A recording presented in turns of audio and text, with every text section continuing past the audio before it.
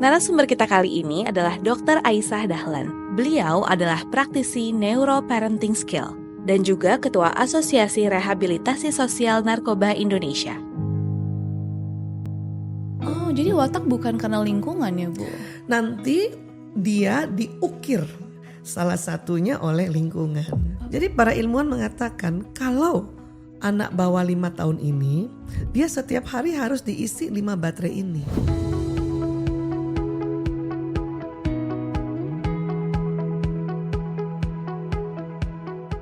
Dikala di balita ini orang tuanya kurang mengisi 5 baterai ini, maka anak akan terjadi membuat penyimpangan. Ya, termasuk salah satunya tantrum tadi gitu. Tapi kalau misalnya kita orang tua kadang-kadang suka hilaf gitu, ngebentak anak, itu biasanya gimana? Apa yang harus kita lakukan lagi setelah itu, Bu? Kita apa yang kita lakukan? Istighfar, astagfirullahaladzim. Langsung minta maaf. Ibu minta maaf ya nak. Gak usah juga bertahan. Nak, ketahuilah, ibu menyelamatkan anak bangsa. Itu makanya ibu dapat penghargaan dari presiden. Kamu lihat toh? Gak usah gitu. Anak gak perlu itu. Bunda ini kerja untuk kamu bisa beli mainan, beli baju, sekolah. Bukan itu anak mau. Anak cuman mau melepaskan emosinya dan ibunya segera minta maaf aja. Yang kurang kalau sudahlah kita marah, pakai mukul, gak dijelasin. Ya kan? Sehingga tidak ada makna baru di situ. Maka yang teringat terus bahwa ibuku jahat. Hai, welcome to Mom's Corner. Jadi Bu, kalau aku mendengar kata-kata neuroparenting, kalau nggak salah ya Bu, neuro dari neuroscience ya. Iya, Ilmu otak dan saraf. Iya, sel saraf. Terus lalu apa hubungannya sel saraf dengan parenting, dengan pola asuh? Iya. Jadi kan parenting kan pola pengasuhan. Iya. Ya. Nah, karena kita mengasuh manusia, kita harus tahu tuh cara kerja otaknya manusia. Oke. Gitu. Karena di dalam proses manusia tumbuh dalam rahim sampai seterusnya sampai usia kita dan nanti the nextnya itu berkaitan dengan otak. Gitu, berkaitan dengan otak. Makanya mengapa sekarang neuroparenting ini sedang kita galakkan agar seorang ayah dan ibu melihat anaknya juga ngerti kerja otaknya. Sehingga waktu dibimbing, didampingi, diarahkan, diajarin, tahu apa yang harus kita masukkan, kita isi dan gimana sih sebetulnya otak itu. Nah, itu yang menarik jadinya. Langkah awalnya gimana Bu penerapan neuroparenting? Jadi kerja otak ini kita harus tahu dulu ya, bahwa otak manusia ini begitu banyak program yang Allah ciptakan gitu. Jadi kalau misalnya gadget banyak fitur-fiturnya. Ada fitur yang dari pabriknya atau itu namanya basic program. Ada fitur yang kita dimasukkan setelah dia mulai bisa kita berikan input. Nah itu kan kalau di gadget namanya program aplikasi kan. Nah otak tuh kan begitu. Karena gadget kan kerjanya waktu diciptakan itu kan inspirasinya dari kerja otak. Nah jadi manusia ini ada program bawaan. Program bawaan itu apa? Laki-laki perempuan itu program bawaan. Ya, kemudian watak seseorang program bawaan juga, bakat seseorang program bawaan juga. Ya, artinya kalau kita orang tua, misalnya dikasih Allah anak, ya misalnya Isa gitu ya, laki. Nah ini program laki apa nih gitu. Kemudian kita langsung mendeteksi wataknya yang mana nih gitu. Terus bakatnya apa aja. Itu udah enak tuh nanti. Waktu kita memberikan arahan, nasihat, treatment dan terapi sebagainya sebagai kita pola pengasuhan udah insya Allah lebih tepat dibanding kita tidak ngerti. Kita hanya ingin memberikan bimbingan karena dulu saya dibikin begini oleh orang tua saya kan gitu ya. Nah ini yang sekarang kita perlu pelan-pelan belajar bahwa otak manusia itu rupanya inilah yang mau kita ukir. Mau kita bentuk. Nah itu yang namanya membentuk karakter. Jadi jelas. Nah ada lagi yang perlu diketahui bahwa bagian depan nih, bagian frontal namanya ya di sini, itulah yang nanti misalnya seorang ibu memberitahu ini bunda, ini mama kan gitu ya. Terus ini pokoknya memberitahu nama-nama itu masuknya bagian depan. Gitu. Dari mana? Dari apa yang dia dengar, apa yang dia lihat, apa yang dia cium, apa yang dia rasakan, apa yang dia sensasi-sensasi seluruh sensorik tubuh ini masuknya semua di sini. Oke. Bunda kasih nasihat, kasih peraturan, diajarin tata cara, masuknya juga di sini. Oke. Nah, itu program aplikasi namanya.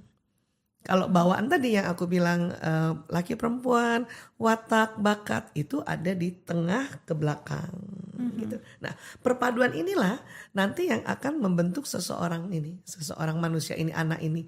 Nah, kalau kita bisa tahu bahwa program bawaannya yang jenis apa saja, itu untuk beri masukan di sini lebih gampang. Oke. Sehingga efektif gitu. Misalnya kita mau bikin ini nih, bikin meja. Meja ini bentuknya meja bundar. Nah, kita harus tahu bahan dasarnya apa yang mau dibentuk. Kayu kah, besi kah, plastik kah, ya, atau benda yang lain gitu. Nah, kita harus tahu juga kayu yang kayak apa speknya. Supaya kita tahu ukirannya mau kayak apa gitu ya, alatnya pakai apa. Nah, alat inilah peraturan-peraturan, nasihat-nasihat, pelajaran-pelajaran. Kayu harus pakai gergaji kayu. Batu harus pakai alat-alat yang khusus untuk batu. Karena kalau batu pakai gergaji plastik, lama bentuk mejanya. Kebalikannya, plastik harus tahu kita jenisnya kayak apa, speknya gimana ya, harus pakai gergaji plastik. Karena kalau pakai batu bisa sih jadi meja bundar, cuman banyak cacatnya gitu. Banyak kesedihannya ya, banyak. Nah, itulah nanti ada muncul lagi istilah wounded inner child gitu ya. Ya, pengalaman waktu kecil yang penuh luka. Ya itu tadi karena waktu digergajinya nggak pas sesuai jenisnya apa. Nah, itulah yang nanti bisa diungkap oleh neuroscience ini. Oke. Kayak gitu. Jadi dikenali dulu ya Bu watak anaknya seperti apa. Iya. Dari usia berapa kita bisa mengetahui watak Kalau anak? udah belajar, baru lahir aja dia buka mata, oh ini ekstrovert, oh ini introvert, Oh ya. oh ini ambivert. Nanti ekstrovert, introvert, ambivert itu kan 3 jenis umum. Yep. Ya itu nanti akan lebih detailnya lagi ya. Nanti bisa kita gini, wah ini pemikir, udah bisa kayak gitu tuh. Karena dia genetik watak itu. Oke. Ya. Jadi Saya dari pikir watak dalam itu- rahim udah ada bentukannya gitu. Oh, jadi watak bukan karena lingkungan ya Bu? Nanti dia diukir salah satunya oleh lingkungan Oke. gitu. Jadi itu tadi kayu, besi, batu itu watak. Itu kan udah dari sananya kan begitu ya. Nah kita mau bikin meja ini bundar itu lingkungan. Bahwa kata lingkungan bagusan bundar. Kata lingkungan sekarang yang dibutuhkan kotak-kotak gitu. Nah seperti itu kurang lebih analoginya gitu. Ngerti. Kalau kita berbicara soal perkembangan otak anak ya Bu, berarti kan pengasuhan kita, apa yang kita berikan kepada anak tuh berhubungan sekali dengan pertumbuhan dan Ya perkembangan betul, otak anak. betul. Bagaimana kalau kita memberikan perlakuan yang kurang baik gitu? Apakah ada sel-sel atau kerusakan di otak anak yang terjadi? Ya, jadi di otak ini kan penuh memori ya, Ya. terutama bagian depan sini ya. Nah, cara kerja memori itu gini. Jadi di otak manusia keseluruhan itu ada namanya sel otak. Kita kalau bahasa medisnya sering namanya neuron. Oke. Nah ya makanya jumlahnya banyak sekali, 100 miliar kurang lebih. Nah, satu neuron itu kerjanya kayak satu komputer atau satu laptop lah. Yang nanti dia banyak kabel-kabelnya. Nah kabel-kabel ini satu neuron ini kalau tadi dikasih masukan, pelajaran, arahan atau contoh itu terekam. Oke. Nah terus nanti kabel-kabel yang membuat rekaman memori itu ya terjadi sambungan-sambungan gitu. Sambung. Nah pada saat kita memberikan, kan kalau kita mau ngajarin pasti kita ingin yang baik gitu ya. Ingin yang baik. Tapi suatu ketika misalnya anak juga menangkap sebuah peristiwa, yang peristiwa itu negatif, itu juga tersambung otaknya di dalam otak itu. Jadi terekam sebuah memori gitu. Nah, kalau terulang-ulang maka sambungannya itu kayak kabel yang kabelnya berulang, semakin kuat ingatannya, memorinya itu. Oke. Tinggal yang nanti membedakan waktu sambungan otak ini kayak ada lemnya. Kalau kita bahasa kedokterannya neurotransmitter tuh jenisnya kurang lebih 100 jenis. Nah, kalau memori atau peristiwa yang ditangkap itu positif, itu jenis lemnya lem positif. Nah, gitu. Oke. Ya, kalau peristiwa yang ditangkap itu berkaitan dengan sesuatu yang negatif, karena nanti kaitan dengan emosi lagi ya.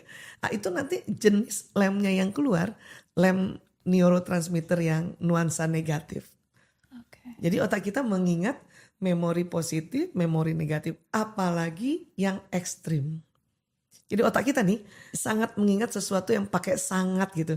Sangat senang, sangat gembira, sangat baik, sangat cantik gitu ya. Termasuk juga sangat kesel, sangat marah, sangat sedih. Pokoknya yang sangat itu, lem yang keluar itu ibarat lem kaleng kah atau apa sih lem sekarang yang makin kuat? Lem Korea ya. Iya. Nah kayak gitu. Oke. Kayak gitu. Makanya Ya. sampai orang kita sampai seumuran saya pun kalau hal-hal yang sangat Eh, itu eh, teringat banget ya. Ingat, sangat. Tapi yang biasa-biasa aja tersambung juga di otak. Tapi ya udah, nggak terlalu kuat karena lem yang keluar lem biasa. Gitu. Tapi kalau misalnya kita orang tua kadang-kadang suka hilaf gitu, ngebentak anak, Yes, itu biasanya gimana? Apa yang harus kita lakukan lagi setelah itu, Bu? Ini terlanjur lemnya keluar nih. Iya. Nah, tetapi uniknya lem ini keluar. Jadi neurotransmitter itu sewaktu ada memori ya. Jadi dia bentuknya kayak gini, set gitu ya. Iya. Nah, ini lem ini keluar nih ceritanya nih, ya. Itu dia ngalir terus sampai kita melakukan permohonan maaf atau saling memaafkan atau kita minta maaf dan si individu atau anak ini juga memaafkan, lem itu berhenti atau pancaran lem itu berhenti. Oke. Gitu. Jadi pancarannya itu bentuknya kayak listriknya berhenti. Tapi sudah terlanjur ada sambungannya. Ya. Makanya mengapa ada orang kan mengatakan saya bisa memaafkan tapi susah melupakan. Karena lemnya itu tidak bisa hilang ya. Lemnya nggak hilang, cuman dia berhenti pancarannya. Itu kalau bahasa spiritualnya kan sunatullah ya. Memang Allah yang ciptakan seperti itu. Nah, kenapa? Itu hanya Allah yang tahu. Tetapi hikmah-hikmahnya oleh ilmuwan bahwa anak pun akan mengambil pembelajaran. Misalnya dia lari terburu-buru gitu ya, karena terburu-buru nabrak meja. Terus kita sempat mengingatkan dengan keras gitu kan. Nah itu dia langsung ingat banget itu. Ya ingat banget dan terekam di otaknya ya. Tetapi ada dua tuh terekamnya. Waktu lari-lari terbentuk satu. Terbentuk dua. Dimarahin terbentuk tiga. Tiga memori itu. Oke. Ya, dia saling ngikat gitu. Ya. Nah kemudian ada anak yang mana yang paling kenceng mendapatkan benturannya, bentur kena meja atau benturan dari teriakan ibunya gitu, teriakan orang tuanya, mana yang lebih kenceng gitu. Nah kalau misalnya semuanya kenceng berarti tiga-tiganya kan kenceng nih, udah larinya kenceng, benturannya kenceng, diteriakin ibunya kenceng gitu ya. Nah anak ini akan ingat terus-terusan itu ya.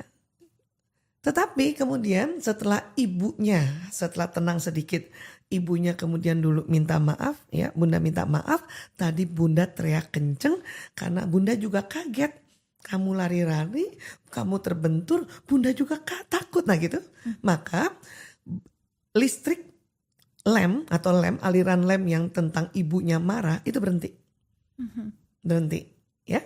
Nah anak ini akhirnya tidak kesal sama ibunya.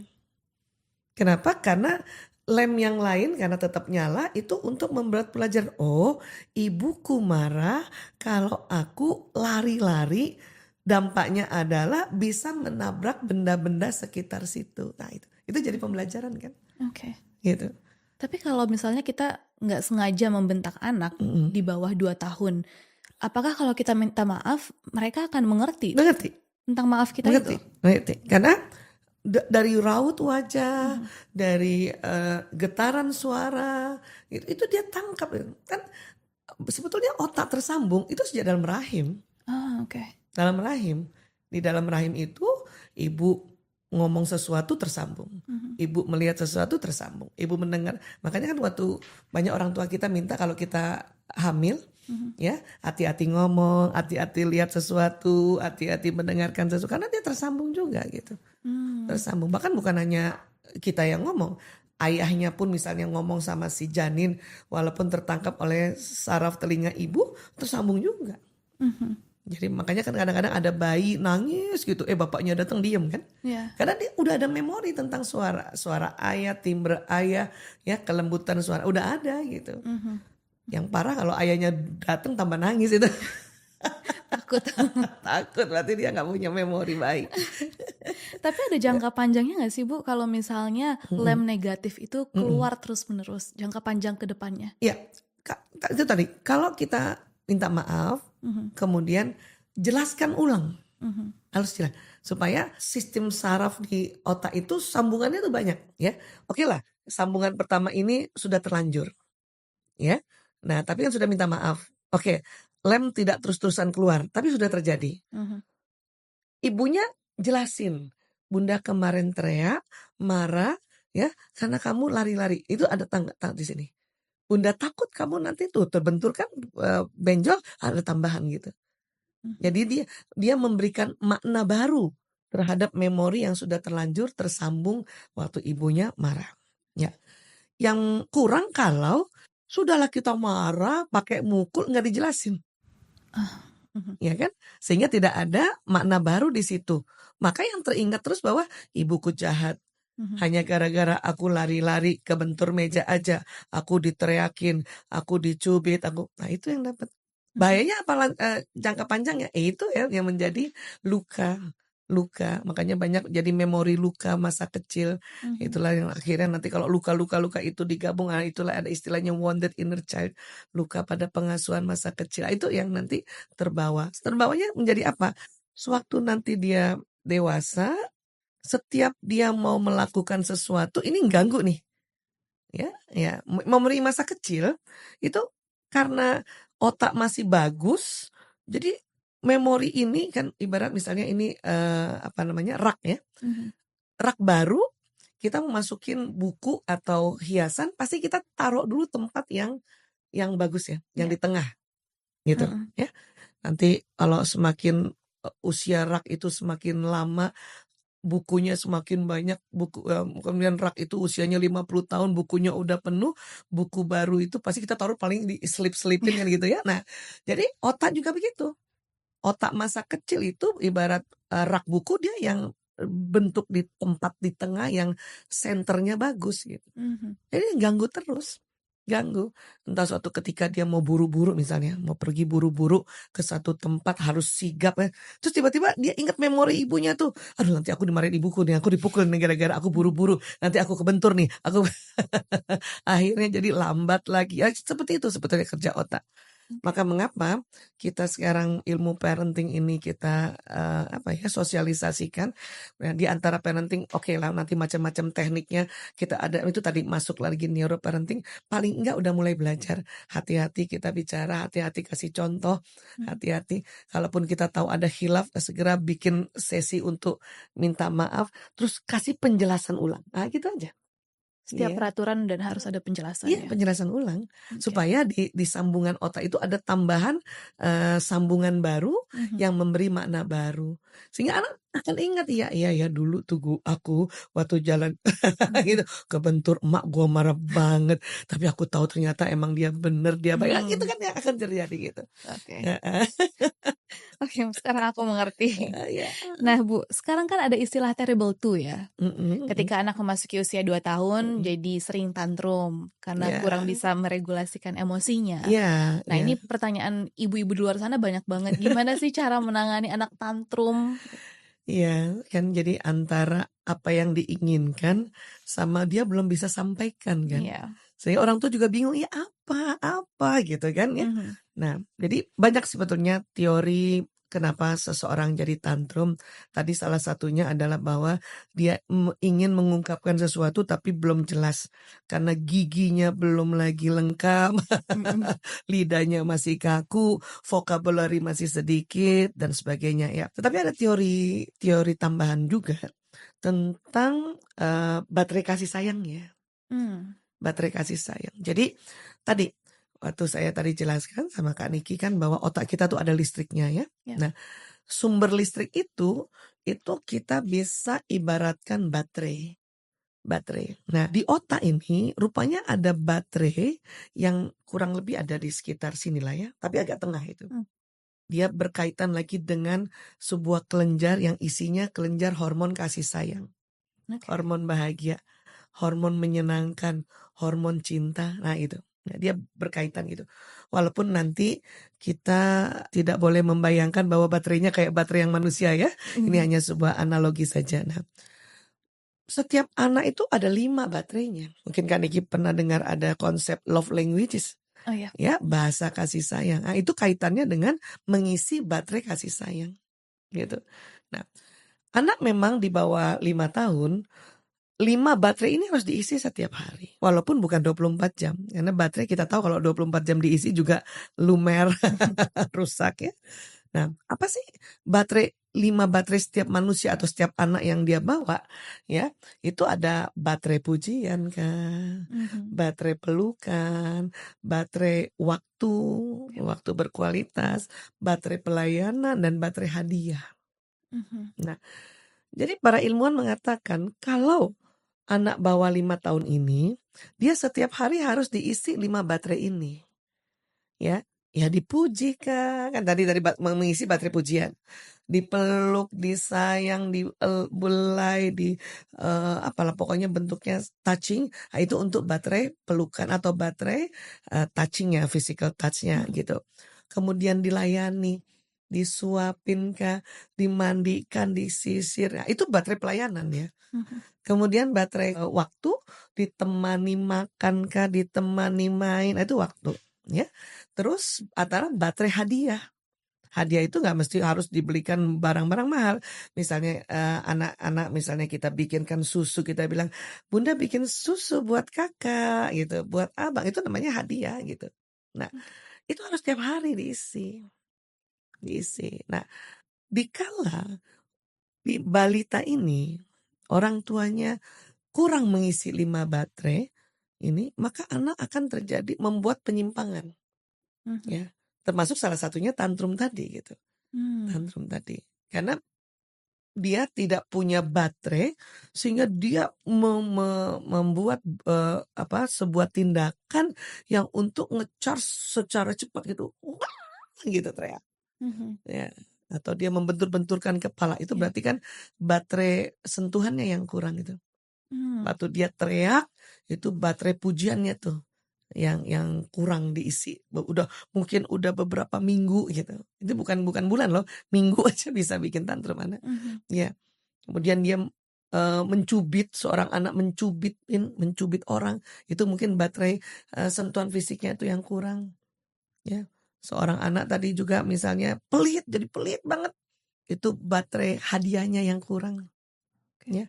Seorang anak yang berkata kasar sama orang lain atau sama neninya kah atau sama bundanya, itu baterai pelayanannya yang kurang. Gitu. Jadi sekarang teori kan banyak ya. Saya sekarang kalau ditanya ibu-ibu, gimana dong Bu Isa supaya anak saya nggak tantrum, supaya anak saya nggak pelit, supaya anak saya juga nggak ngebully orang, supaya anak saya juga nggak mencubit atau menggigit orang. Nah, itu aja baterainya aja diisi. Pokoknya anak 0 hari sampai 5 tahun, setiap hari 5 baterai itu diisi. Ngecek aja, tadi udah muji belum ya? Udah meluk belum ya? Ya, udah aku layanin belum ya? Udah aku kasih temenin minimal 30 menit? Ya main kah? Ya apa aja pokoknya nemenin ya. Sudah aku kasih hadiah bukan ya? Bikinin susu kah, bikinin bubur kah, bikinin cake kah, atau bawain cake, ini ada cake hadiah buat. Gitu aja tiap hari. Ya, sehingga anak-anak ini karena baterainya cukup ya, dia menjadi anak yang patuh. Ya, Bunda minta ya tolong nak ya, habis minum gelasnya taruh di sini. Oh, dia dengan senang karena baterainya cukup. Kan gitu. Nah, tapi nanti kalau sudah 5 tahun ke atas, itu nggak perlu 5 baterai diisi tiap hari. Cuman dari 5 baterai ini ya setiap orang kan ada, tapi yang beda komposisinya. Ada anak yang baterai pujian yang baterai pertamanya. Ada anak baterai hadiah yang pertamanya. Ada anak baterai sentuhan fisik yang pertama. Ada anak baterai pelayanan yang pertama, ada anak yang waktu yang pertama. Nah, nanti di atas 5 tahun kita cukup baterai pertama itu yang kita perhatikan setiap hari. Oke. Ya, sehingga baterai di dalam susunan fisika kalau baterai pertama diisi, baterai lain akan terisi oleh baterai pertama gitu. Oke. Misalnya baterai pertama seorang anak itu pujian. Maka dia tiap hari harus dipuji. Walaupun bukan 24 jam lah. Ya. Cuma kadang-kadang ibu kan suka bingung kan, ibu-ibu tuh apa yang mau dipuji nih anak? Udahlah slorde, udahlah berantakan, udahlah rewel, apa yang mau dipuji kan gitu kan. Padahal puji cuman puji dia penampilan, puji dia menyelesaikan merapikan kotak mainan, ya itu udah ngecas banget. Ya, apakah anak ini misalnya harus perlu dikasih hadiah? Perlu juga, tapi bukan tiap hari. Karena baterai anak itu ternyata baterai hadiahnya nomor 5. Alia 5 hari sekali kah? Boleh 5 bulan sekali? Boleh. Yang penting itu. Tapi kalau ada anak yang baterai pertamanya hadiah, itu harus tiap hari ya. Bundanya ngasih sesuatu dengan kalimat hadiah buat adek. Kasih coklat kan, dikasih pita. Atau bahkan anak ini yang baterainya hadiah, malah dia duluan yang sering memberikan sesuatu kepada orang tuanya. Yang gambar walaupun misalnya ya dia ya jelek terus kasih buat Isa kalau panggil Kak Niki apa? Ibu. Ibu untuk ibu. Buat ibu. Dan hampir setiap hari dia lakukan ya. Itu kemungkinan besar dia baterainya hadiah itu. Kita kita ambil terus kita bilang terima kasih. Bagus nak. Itu kan pujian kan? Sebenarnya yang dia lihat itu bukan hanya pujiannya.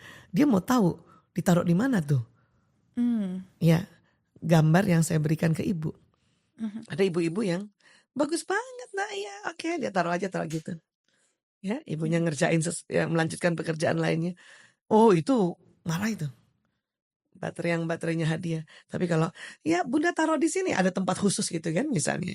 Bunda taruh sini ya supaya gampang ini ya. Terima kasih hadiahnya Ade. Gitu.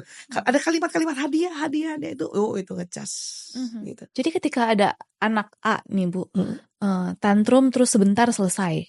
Anak B tantrum lama-kelamaan gak selesai-selesai, didiemin gak diem-diem, bahkan bisa sampai parah jedot-jedotan kepala dan lain-lain. Itu berarti berhubungan dengan baterainya tadi itu ya? Kalau yang sampai lama jedot-jedotan kepala itu berarti 5 baterai itu kosong.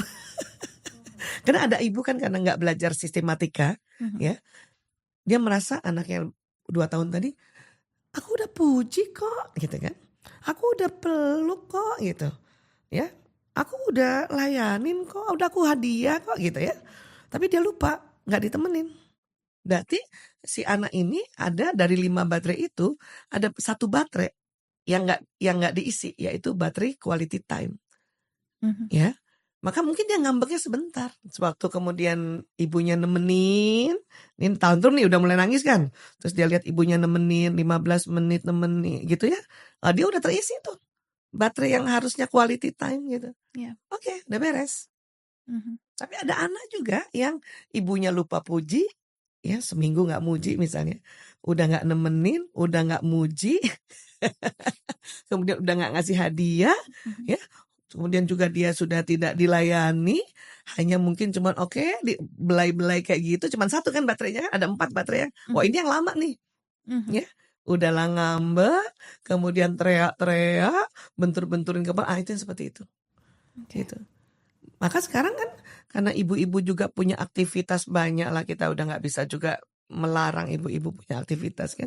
Makanya saya cuma ajak ibu-ibu untuk yang punya anak balita nih pulang kantor coba cek langsung udah 5 gak, kan cuma 5 doang gitu.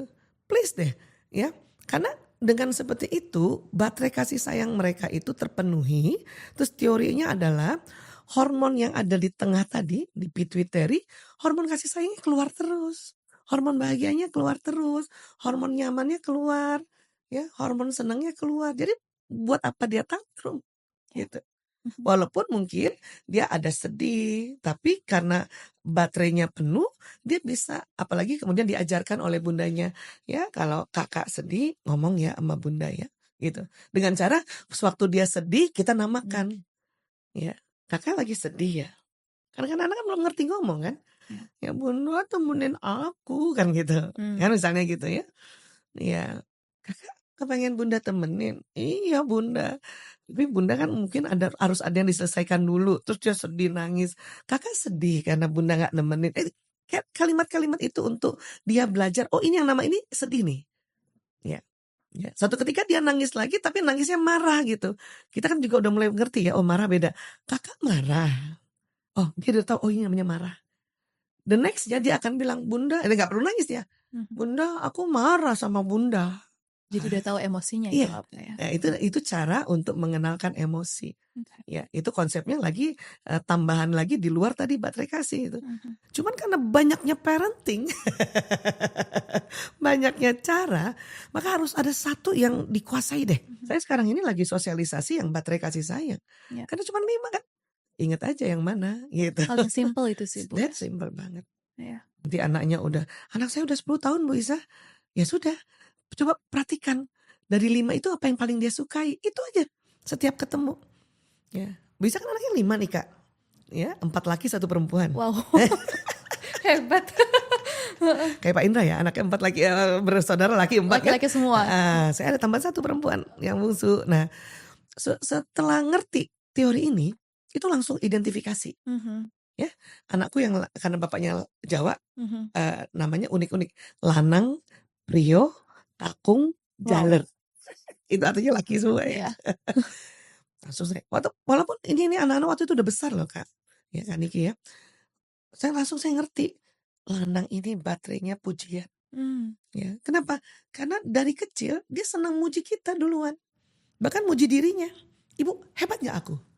Keren gak aku? Itu ciri khas anak yang baterai pertamanya pujian. Atau kata-kata dukungan, atau kalau bahasa love language-nya word of affirmation kan gitu. Ya. Maka sampai sekarang dia udah dokter nih, udah S2. Saya harus muji apapun nih. Sampai sekarang? Ya, sampai sekarang harus, sampai udah umur 31 tahun. Wow. Untuk ngecas baterainya, ketemu tuh walaupun saya harus cari apa yang harus saya puji ya. Padahal bajunya atasnya kuning, bawahnya hijau. Wow. Saya tetap harus keren tuh warna baru tuh nak ya, gitu. Itu udah kecas baterainya, gitu. Dan ketahuan itu di atas umur 5 tahun ya? Ketahuan itu lihat setiap harinya gitu. Okay. Waktu balita aja udah mulai kelihatan, walaupun anak 0 sampai 5 tahun harus diisi 5 baterai. Okay. Tapi udah mulai kelihatan dia sukanya apa. Ya, anak kedua Prio, saya ingat lagi waktu pertama kali belajar ilmu ini karena sangat simpel. Dari kecil apa yang dia suka omongin sampai dia besar. Oh gini. Aku aja Bu, aku aja yang anterin ibu, aku aja yang bantuin ibu, aku aja yang bawain tas ibu. Melayani ya. Itu pelayanan. Maka kalau saya ketemu Prio juga udah dokter sekarang, ya, ibu mau kemana? Aku aja yang anterin. Walaupun saya sebenarnya seneng dianterin sama yang lain, ya, karena ini kan anak pelayan itu agak galak kan, agak tegas kan. Tapi karena dia mau ngelayani, oke nak, terima kasih ya kamu mau layanin ibu gitu. Nah gitu. Ya. Yang ketiga, waktu. Okay. Karena dari kecil temenin aku, ibu temenin aku, gitu aja terus. Atau saya lagi bebenah, tiba-tiba dia duduk samping saya, ya, walaupun diam aja.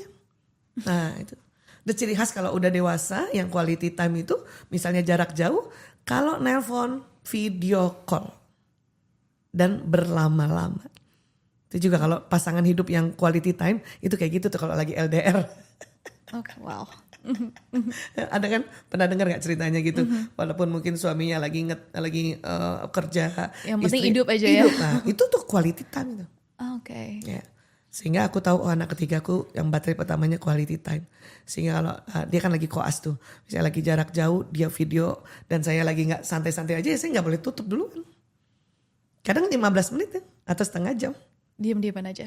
Dia lihat saya ngapain dan saya lihat ngapain juga gitu. Wow. Kalau dia jarak jauh, tapi kalau misalnya dia ada di rumah, itu pasti 15 menit dia yang ngobrol sama saya sementara saudara lain nggak ngobrol. Karena quality time. Gitu. Anak keempat sentuhan fisik, jaler. Setiap saya ketemu dulu waktu kecil dia duluan meluk kan. Kan ada tuh anak yang gitu kan. Yep. Atau ada tamu dia juga duluan meluk atau salaman duluan. Ini pasti sentuhan fisik tuh biasanya. Ya kan? Nah, maka Jaler sekarang juga udah kuliah, ke semester 6 kedokteran. Setiap ketemu pasti saya usap-usap dulu punggungnya. Yang lain gak perlu diusap. Karena bukan baterai pertama. Ya, malah lanang karena baterai sentuhan fisiknya baterai kelima dia diusap-usap geli. Yang pertama tuh karena dia pujian. Nah, jalan usap-usap gitu. Itu udah enak tuh. Sehingga misalnya saya meminta tolong nanti kamu begini ya nak, ya Bu, beres Bu, siap Bu, kayak gitu. Gitu. Jadi ini berkelanjutan terus sampai bahkan dalam konsep suami istri juga gitu. Walaupun memang semua orang seneng hadiah seneng, tapi ada orang yang seneng banget kalau dikasih hadiah di setiap hari atau dihargai hadiahnya setiap hari kan gitu. Terdengarnya ketika kita bisa memenuhi baterai dan keperluannya itu lebih mudah ya Bu mudah parentingnya. Sehingga kita ngasih nasihat sesuatu, memberikan peraturan-peraturan, dia mau dengar. Oke. Karena nanti ada kaitannya nih otak lagi kembali neuroparenting. Selain dia nyaman, ya batang otak di sini nih, yang dimana batang otak manusia itu yang suka ngeyel, ngambek tuh batang otak.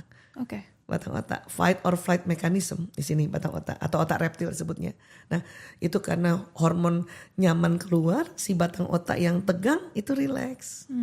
Jadi dia akhirnya nggak perlu dia ngambek, nggak perlu dia ngeyel, gitu. Ya ngejelasinnya gampang gitu. Bahkan suatu ketika misalnya kita lupa ngecas misalnya ya. Ini anak pertama misalnya lanang. Dia ledek-ledekin adiknya. Ya. Saya tuh langsung tahu, astagfirullahaladzim. Pasti saya udah berapa hari nih, berapa minggu gak puji dia nih. Ini udah tahu nih langsung. Nah untuk negur dia itu muji dulu. Dibikin happy dulu. Iya, dibikin baterainya isi dulu. Oke. Ya, kan banyak ibu kakak ngeledek adiknya tambah dimarahin kan? Kakak ngapain ngeledek adik ya? Kan gitu tambah dimarahin, tambah kosong orang baterainya kosong. Yeah. Ya, maka kita isi dulu. Tapi ada tambahan teknik. Karena dia anak laki-laki, otak laki tidak suka ditegur depan orang lain. Itu otak laki. Dari kecil pun Dari juga kecil. seperti itu. Sampai dia juga jadi suami. Makanya istri-istri kalau mau negur suaminya berdua aja. Jangan di depan orang lain. Batang otaknya langsung itu fight or flight mechanism. Dan harus dibikin happy dulu. Yes, ya. Jadi kayak gitu. Maka saya biasanya kalau negur anak-anak saya panggil tuh. Sini. Walaupun itu udah gak secara pribadi kita kan kita harus manage emosi kita juga kan. Caranya manage emosi duduk. Olah nafas. Si kita ini saya ini yang sebagai ibu kan. Karena pada saat kita ikut marah karena lihat si lanang ledek adiknya kan ikut marah. Itu semua ilmu kan terblokir. Iya. Karena itu kaitannya di otak lagi. Makanya relaxkan lagi. Astagfirullahaladzim. Cepat enak. Kalau kita kesel sama anak 3 kali istighfar atau 3 kali tarik nafas, ilmu udah terakses lagi. Ya. 3 kali aja? 3 kali aja. Okay. Tapi kalau sama suami 9 kali. Lebih lama. Itu serius Bu? Yes. 9 kali? Saya ya. Oke, coba nanti dicoba. cek. Iya 9 kali kalau suami. Selama suami itu 3 kali masih lupa tuh ilmunya tuh. Sampai 9 kali rata-rata itu gitu. Okay. Nah akhirnya saya panggil Lana, baru ingat ilmunya. Oh ya anak laki, dia gak suka tegur orang depan orang lain walaupun itu adiknya masih kecil. Sini Lanang. Nah, kita puji dia dulu. Ya, ibu sayang sama Lanang tuh anak hebat. Puji dulu. Ya, puji dulu. Baterainya udah keisi mulai kan pelan-pelan. Nah baru masuk nasihatnya. Ya, kita kalau diledek itu gak enak. Perasaan kita gak enak, kita tersinggung. Ya, Lanang besok-besok ya jangan ledek adik ya nak. Karena adik tersinggung. Nah baru masuk tuh. Oke. Tapi puji dulu. Ya, ibu sayang sama Lanang anak hebat kan gitu. Gantian misalnya anak saya yang jaler misalnya. Ya, karena suatu ketika dia cubit-cubitin adiknya. Ya, cubit gitu ya. Baru saya, astagfirullahaladzim. Udah berapa minggu nih. Gak saya peluk-peluk nih. Gak saya elus-elus gitu kan. Ya, nah itu kan. Nah udah. Panggil lagi, jaler sini. Peluk lagi dulu. Oke. Gak usah dipuji, peluk. Baterainya diisi dulu. Baru kita bilang, jaler kalau dicubit tuh gak enak loh nak. Kasihan adiknya dicubit. Nah gitu. Okay. Itu makanya saya bilang teori baterai kasih yang di-charge dengan bahasa kasih sayang itu gampang banget sekarang. Akhirnya untuk apapun penyimpangan itu akhirnya bisa terhindari. Karena filosofinya adalah apabila baterai seseorang kosong, maka akan membuat penyimpangan, membuat tidak aman dan tidak nyaman seseorang itu di lingkungan tersebut gitu. Dan kalau bertahun-tahun baterai ini kosong, maka penyimpangannya lebih berat. Ya kena narkoba, ke LGBT, atau yang lainnya. Itu tuh. Ya. Kalau balik lagi kita tadi masalah tantrum kan salah satu akibatnya kalau misalnya baterainya tidak terisi jadi anak tantrum kan Bu? Ya, salah satunya ya. Salah satunya. Kapan kita harus concern dengan tantrum anak? Lihat dia setiap hari. Ini kita udah terapin teori ini kan. Ya. Kayaknya aku udah semuanya nih gitu ya. Kenapa dia tantrum? Terus intensitasnya juga jadi panjang. Padahal kita tadi sudah isi semua baterainya. Kemudian kita lihat lagi kok gak ada pencetus dia tantrum, ini ada apa nih? Nah, ini baru harus bawa konsultasi lagi ke dokter anak kah, ke saraf anak kah, atau psikiater anak. Ada apa nih? Apakah hormonnya kurang? Hormon secara bawah sadarnya ini di dalam tubuh, hormon dopaminnya kurang? Apakah dia batang otaknya pendek sehingga mungkin dia terdiagnosis autism? Ya kan? Ini kan ceritanya masih 2 tahun ya ceritanya ya. Apakah ada hal lain atau tumor kah atau itu harus dibawa. Oke. Ya. Anak tantrum itu sampai usia berapa sih, Bu? Tantrum itu biasa sampai 5 tahun pun anak masih bisa tantrum kan sebetulnya ya. Ya, cuman itu tadi pada saat kita misalnya sudah mengisi baterai, kemudian kita juga sudah ngecek semua, itu insya Allah itu kalaupun ada tinggal lapar atau ngantuk kan gitu. Iya, benar. Itu lagi itu yang paling sederhana. Apalagi kalau ngantuk udah misalnya gini ya, Kak Niki sebagai bunda, sebagai ibu punya peraturan kalau masuk kamar harus cuci kaki. Ya kan, tapi ini anak baru pulang jalan nih, udah ngantuk, udah tidur di mobil, sampai sini udah ngantuk-ngantuk banget ya, dan kita suruh cuci kaki, itu bisa tantrum juga. Iya. Karena laki-laki, ini anak laki ya, pusat tidurnya lebih lebar lagi dibanding anak perempuan. Sehingga kalau dia udah tidur banget, udah susah, nggak seperti anak perempuan yang karena pusat tidurnya cuman nggak ada setengahnya, masih dikasih ingatkan peraturan bahwa harus cuci kaki, masih oke anak perempuan. Anak laki udah ngantuk, udah susah. Ya, makanya saya sering juga kasih nasihat sama anak ibu-ibu yang punya anak laki, pantang nasihati anak laki dikala dia lapar banget, haus banget, ngantuk banget udah. Dan penanganan tantrumnya pun juga berbeda ya? Beda. Laki-laki dan perempuan. Beda kan, tinggal lihat lagi, kita kembali lagi pakai bahasa kasihnya gitu. Tapi pada saat dia masih ngamuk, ya kita paling selamatkan dulu sekeliling kitanya nih, benda-benda tajam. Kita biarkan dulu dia lepas kan beberapa menit ya, dengan jagain, jangan ada gelas di situ kan. Jangan lihat lagi kalau dia misalnya deket-deket tembok, tarik sedikit ke tengah gitu. Menghindari untuk dia tiba-tiba dia bentur-benturin kepala. Kan kadang-kadang kita nggak tahu juga muncul tantrumnya yang mana. Kan apalagi kita belum tahu teori baterai ini, atau sudah tahu pun kemarin kita lupa yang mana. Gitu kan. Tetapi secara teori emosi harus dilepaskan dulu. Dilepaskan dulu barang 15 menit paling lama gitu. Dibiarkan dulu. Iya, biarin dulu. Tapi itu tadi sewaktu dibiarkan kita juga cek kanan kirinya aman atau tidak gitu. Jadi banyak banget juga yang perlu kita cek gitu ya supaya dia. Nah, setelah dia udah tenang, baru bisa masuk nasihat. Jadi jangan sekali-sekali anak tantrum kita nasihatin, percuma dia gak denger. Batang-batangnya sedang tegang. Tapi kita kasih waktu aja untuk dia lepasin. Ya, udah selesai, udah enak perasaannya gitu. Nah, itu kalimatnya kan enak. Ya, ada ibu yang lain ya, udah selesai nih ya, masih mau marah lagi. Beda lagi kan itu jadi responnya si ibu terhadap selesai tantrumnya anak kan. Maka saya suka bilang sama ibu-ibu, dikala anak tantrum, ibu juga lepasin rilis energi. Astagfirullah. Sambil nungguin tuh anak nangis 15 menit kan, ibu kan juga marah kan, karena lagi tantrum atau panik juga. Maka ya udah sambil sama-sama duduk. Cuman anak dalam bentuk tangisan, ibu dalam bentuk tarik nafas, olah nafas. Atau mungkin di tempat rame, lagi di mall tuh anak tantrum, malu juga kan ibu ya. Nah, ibu duduk dulu, Bayangin tuh malu keluar dari mulutnya. Jadi sama-sama gitu. Ya, karena bukan apa-apa pas anak tantrum karena sesuatu ibunya minta dia stop dengan keras juga, nggak jadi anak berhenti kan. Ya, diam. Oh, tambah dia. Semakin tantrum. Tambah tantrum ya. Karena kita pun belum handle feeling gitu. Saya kan punya anak dan teori bahasa kasih baru pas dia besar kan. Waktu kecilnya juga ilmu masih berapa, ya masih sedikit lah, namanya juga baru belajar kan. Ada satu ketika tuh si Kakung pernah di mall guling-gulingan tuh. Ya, saya pergi aja dulu suruh bapaknya jagain. Bagaimana kenapa? Tarik napas. Saya mau istighfar dulu. Ya, kalau enggak saya yang malu kan. Ya, udah gitu orang di mall setiap anak guling-gulingan dia mungkin lihat anaknya langsung nyari mana ibunya nih. Maka saya pergi dulu sebentar, maksudnya jauh dikit dari anak itu.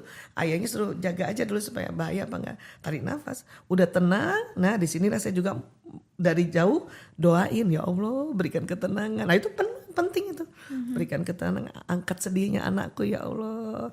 Ya, atau ada kalimat-kalimat, ya Allah saya ampuni anakku ya Allah. Sebut nama tuh anak, ya ampuni dia ya Allah. Malu saya sebetulnya ya Allah. Ngomong aja gitu juga. Dan sama-sama 15 menit dia selesai, 15 menit juga kita selesai. Akhirnya asik lagi gitu. Baru saya ingat lagi, oh iya nih anak lapar. Oh iya nih anak memang anak rumahan yang harus segera pulang. Saya juga yang salah. Tadi dia udah bilang, ibu pulang. Saya yang selalu bilang, iya sebentar lagi. Padahal tuh anak udah ayo pulang. Udah setengah jam. Ya kan kadang-kadang kita banyak salah. Banyak kekurangan kita. Makanya ya kayak gitu jadinya. Yang paling jago menghandle anak tantrum tuh biasanya ibunya atau papanya ya Bu? Tergantung kondisi emosi ibu atau bapaknya saat itu juga. Oke. Iya kan? Iya. Ada bapak yang pas anak tantrum dia juga lagi emosi. Ya, saya ganti-gantian sama suami, jangan cuma satu aja. Ganti-gantian. Kalau saya lihat mukanya udah mulai merah, anaknya tantrum, saya ya kamu kesana aja dulu. Gitu. Ya, atau pergi keluar dulu ya. Ya, nanti suami saya keluar sambil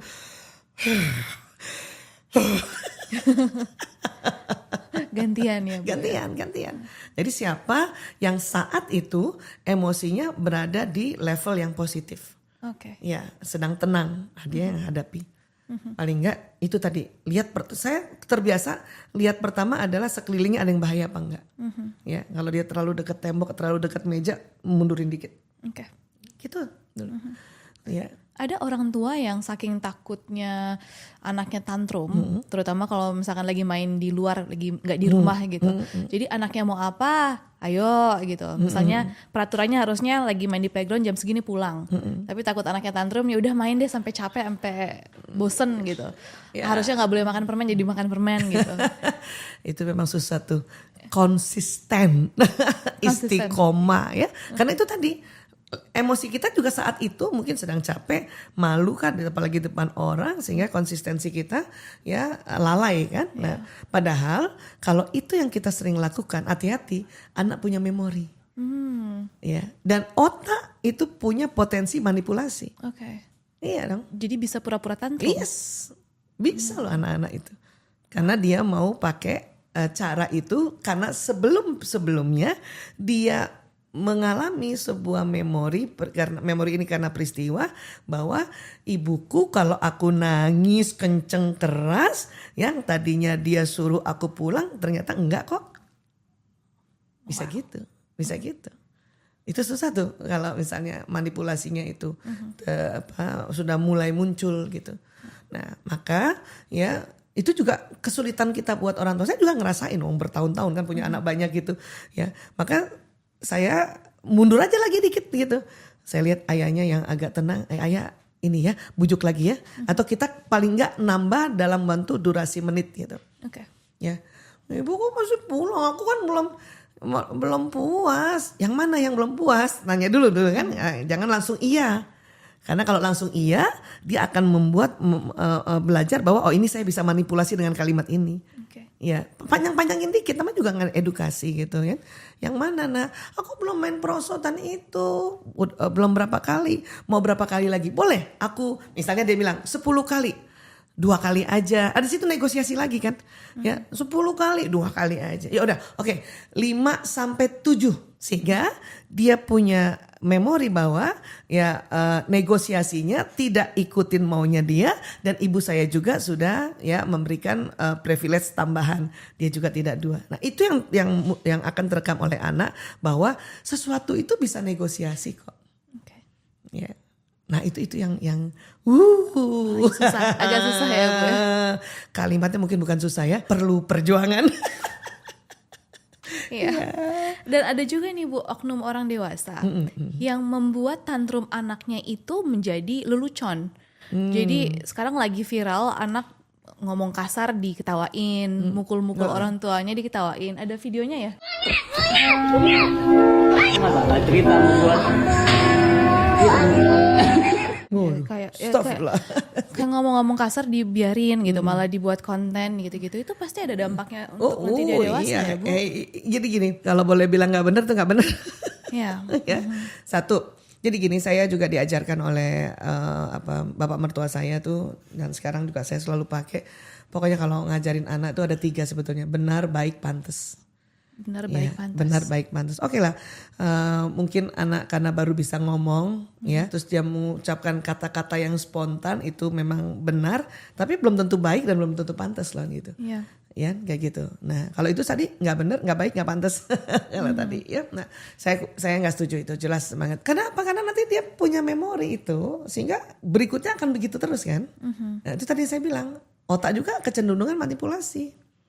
Okay. Ya kan. Nah, bahayanya apalagi dibikin konten kan, dibikin konten. Anak kecil yang lain kan sekarang kita susah juga nih ngelarang anak-anak untuk pegang gawe. Oke, keluarga kita bisa, keluarga lain nggak bisa. Dia lihat lagi. Nah, berarti menyebarkan kan, memberikan keteladanan yang buruk sebetulnya pada anak-anak yang seusia itu lagi gitu. Kan jadinya kasihan. Yeah. Kasihan juga ini anak. Bisa jadi dia ngomong nggak terlalu ngerti. Artinya apa Artinya ya? apa? Saya ingat juga anak-anak saya ya seperti itu, terutama lanang, karena memang dia tipe pembicara yang spontan ya. Waktu kecil kan suka ngomong nama-nama binatang ya. Ayahnya udah marah, tapi makin jadi gitu kan. Nah, maka kita mencoba untuk menjelaskan ya, bahwa kalau kamu ngomong maaf anjing ya, itu didengarnya nggak baik, nggak pantas nak gitu. Ya, tapi karena dia lagi melatih aja kata-kata itu gitu, vocab itu karena dengar dari TV, cuman mau melatih itu gitu ya. Nah, akhirnya saya mencoba untuk menjelaskan kalau ada anjing kamu lihat, kamu boleh ngomong itu. Okay. Atau di TV ada film, kan dulu tuh di TV tuh ada film perpaduan tuh anjing, monyet sama apa satu lagi tuh. Kalau kamu lihat gambar itu kamu boleh ngomong kayak gitu. Ya, terus kalau ada gambar-gambar, kamu boleh ngomong kayak gitu, berkali-kali itu juga boleh. Nah, itu supaya benar baik pantasnya itu benar-benar dilakukan gitu. Okay. Nah, tapi kadang ini anak, ibu, aku mau ngomong anjing misalnya gitu ya. Kenapa? Nggak tahu, aku mau ngomong aja. Nah, kadang saya suka pakaikan bahasa Inggris gitu. Okay. Ya, kamu kalau kepengen banget ganti ya. Doggy. Lebih pantas. Iya, paling tidak untuk kita orang Indonesia yang ngerti ya, dia nggak jadi masalah juga kan kayak gitu ya. Doggy ya, gitu ya. Karena usia-usia gitu kan dia sedang melatih vocabulary. Gitu. Okay. Ya, yang keliru kan kita orang dewasanya, ngapain dikontenin gitu. Ya, kalaupun mau dikontenin, konten untuk ajarkan cara dia merubah kalimat ini gitu, atau diingatkan bahwa itu ya seperti yang tadi saya bilang, dulu kan belum ada zaman konten dulu. Seandainya zaman dulu Lanang kan lahir 93 tuh. Ada seperti itu, mungkin kita udah bikin juga sebuah konten untuk paling nggak jadi dokumentasi pribadi sebagai orang tua. Nah, itu oke lah kalau sampai kayak gitu. Tapi kalau yang kayak tadi malah diketawain, itu hati-hati, itu bahaya banget. Iya. Ya. Tidak benar, tidak pantas, tidak baik. Pokoknya benar baik banget, ingat ya itu ya. Oke, Bu, kita dapat pertanyaan dari Instagram. Ada 2 pertanyaan dan saya akan bacain sekarang. Yang pertama dari Aisyah juga ya. Gimana kalau orang tua sering menyalahkan anak sulung atas kesalahan atau kecerobohan adik-adiknya? Apakah adik-adik menjadi tanggung jawab si anak sulung? Nah, itu yang kasihan tuh sebetulnya. Ya, sebenarnya itu kan budaya kita ya. Orang tua ingin supaya anak sulungnya menjaga, membimbing dan sebagainya gitu ya. Tapi kan berat loh. Yeah. Berat anak sulung. Sekarang kan teorinya adalah bahwa pada saat terjadi sibling rivalry kan, atau terjadi pertengkaran antar mereka bersaudara karena permainan, itu harus dibawa seperti kayak sidang bersama.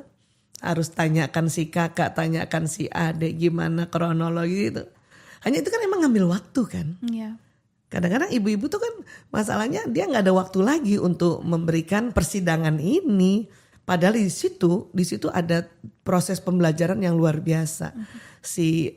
Setiap anak boleh mengungkapkan apa kekesalannya, kemarahannya, ya. Kemudian setiap anak boleh menjelaskan kronologis dari sudut pandangnya.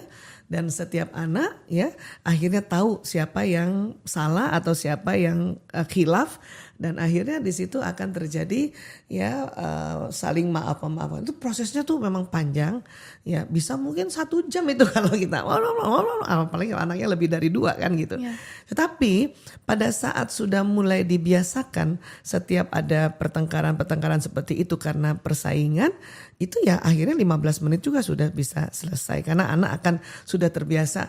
Ibu juga sudah terbiasa untuk menurut kakak gimana, menurut adik gimana, ya. Tadi siapa yang mau ceritakan kronologisnya, ya. Terus menurut kakak apa yang adik tadi lakukan, apa sarannya? Itu kita kan 15 menit kan, itu asik sebetulnya ya. Nah, karena kalau selalu anak sulung, ini berat banget anak sulung nih.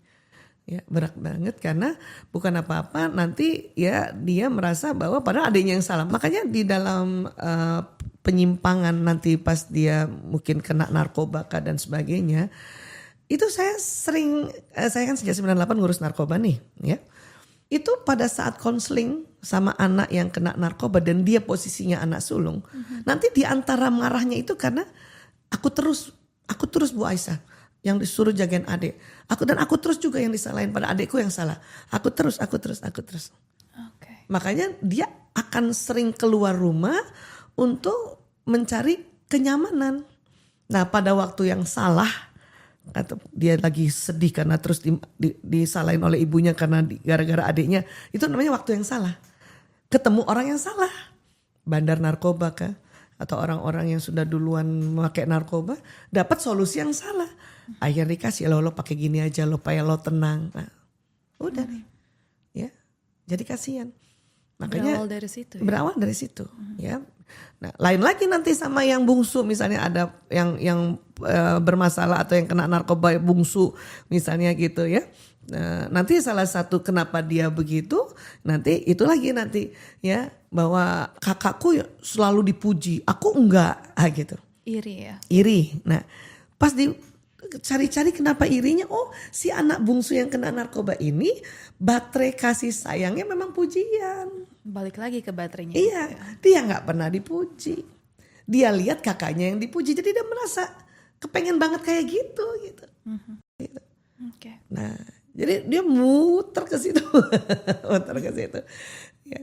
Jadi kalau nanti sudah jadi penyimpangan besar memang banyak faktor. Tapi tadi karena ditanyanya tentang anak sulung, itu hampir rata-rata anak sulung yang kena narkoba. Salah satu nanti penyebabnya kenapa dia gak aman, gak nyaman di rumah itu tadi. Selalu dimarahin, selalu dianggap salah, selalu dianggap bahwa bertanggung jawab terhadap adik-adik. Okay. Kasihan juga sih. Lalu ada pertanyaan dari @Hanifah Razan, Bu. Apa benar anak yang terpapar screen time lebih agresif dan sering tantrum? Lalu ini anaknya sudah suka tantrum dan suka membenturkan kepalanya. Umur berapa, ada gak itunya? Nggak ada tulisan. Nggak ada ya, anak laki kayaknya ya. Anak laki. Kita anggap saja anak laki-laki. Anak laki ya. Iya. Jadi gadget ini sendiri kan ada listriknya ya.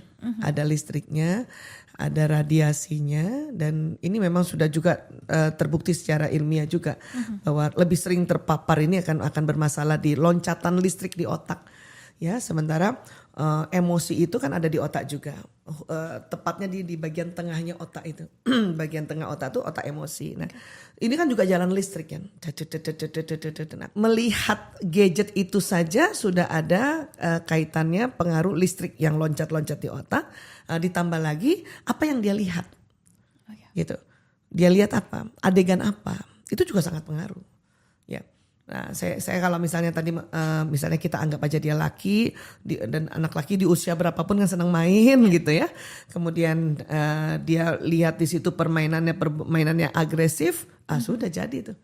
Ya, sudahlah ditambah memang listriknya berkoneksi terus dengan sel saraf yang memang keluar listrik juga. Kemudian tontonannya yang agresif, sudah jadi kayak gitu.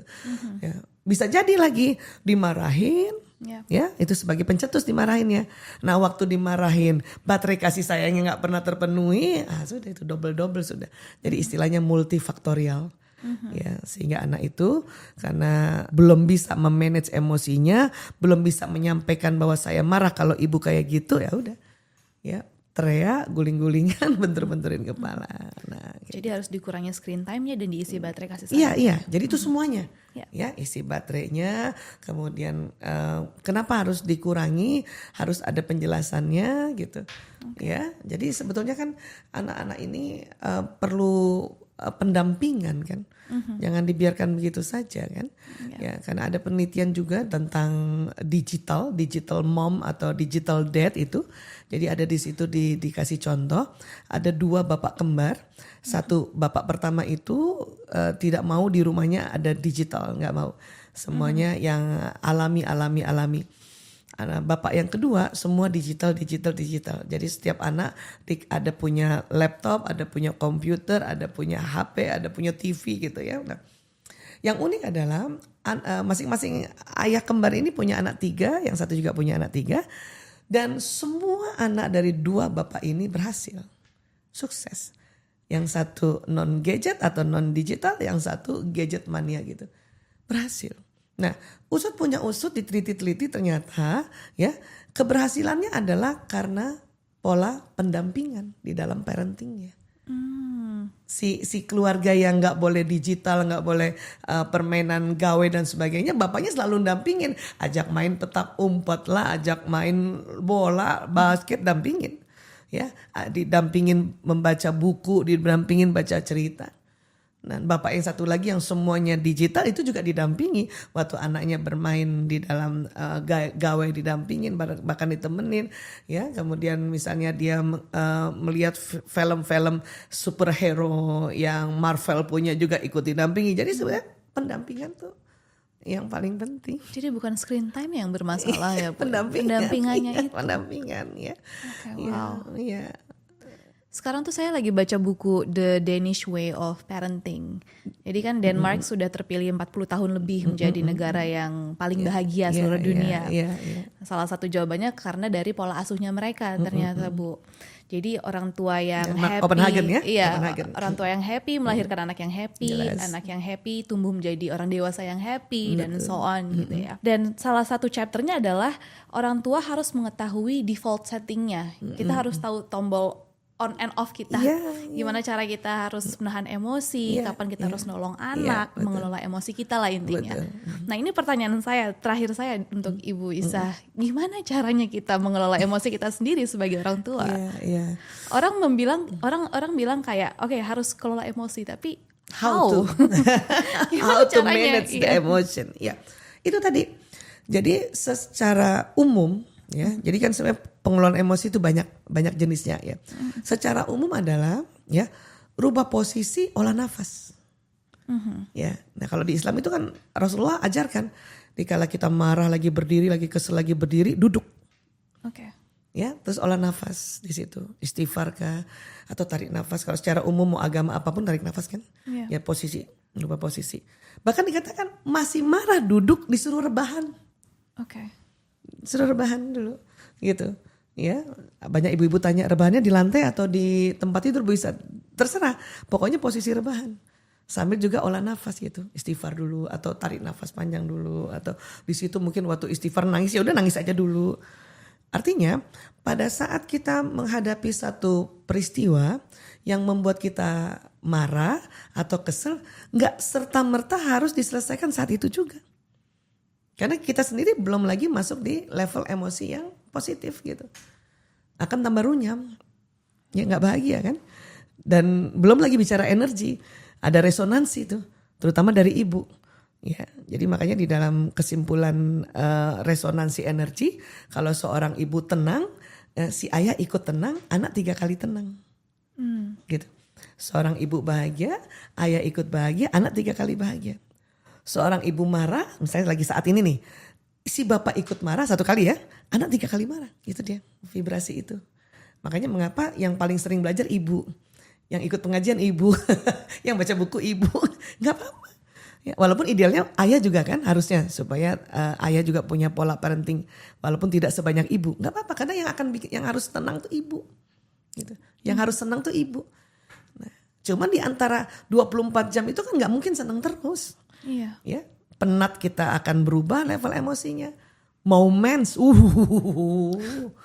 biarpun kita udah banyak baca buku belajar pengen cubit orang itu, ya kan. Nah, maka itu tadi rubah posisi. Olah nafas, itu yang paling simpel.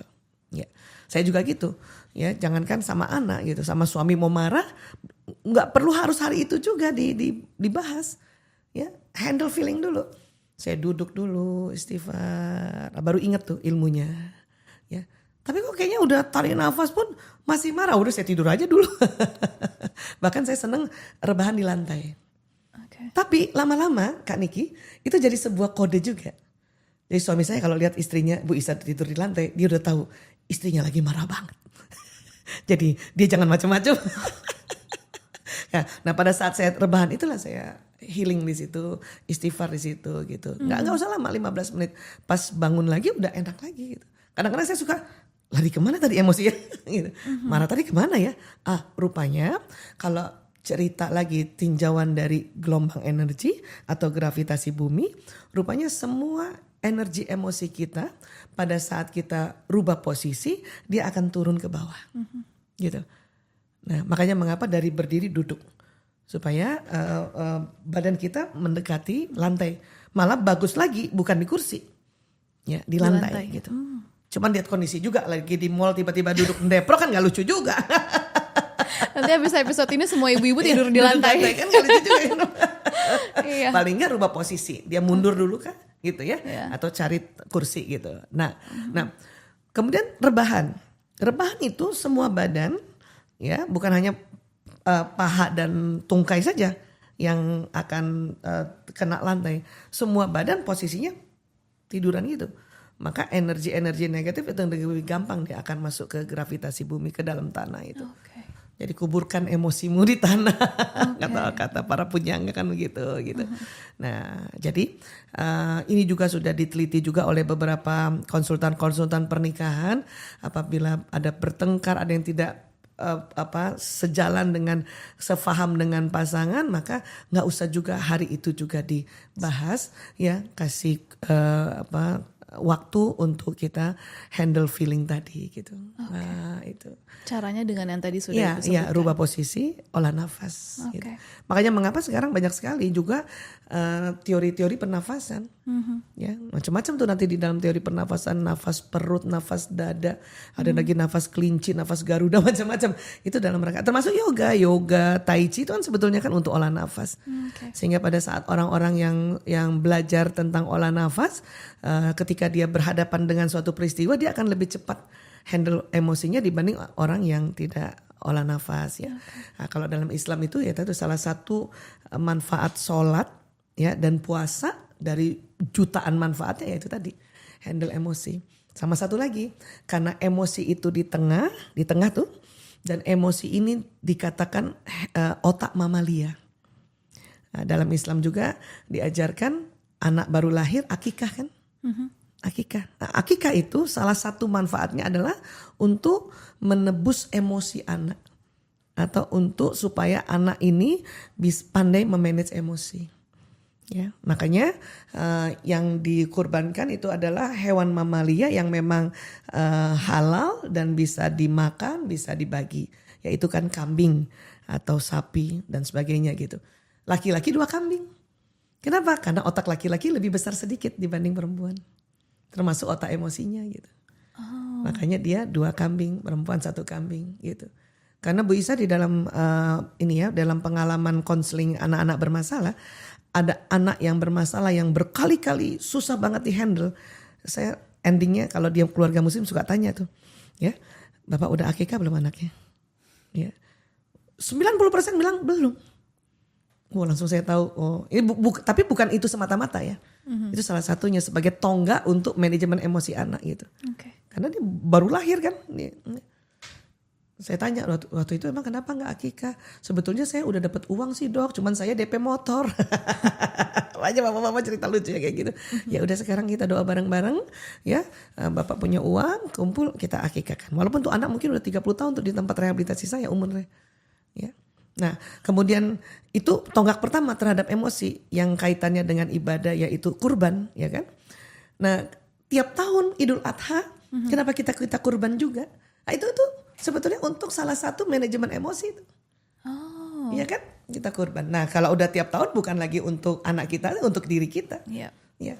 Saya suka bilang sama ibu-ibu, Bu Aisyah saya udah rajin taklim, tapi tetap aja suka cepat marah. Ibu harus kurban lagi Bu di Idul Adha atas nama ibu.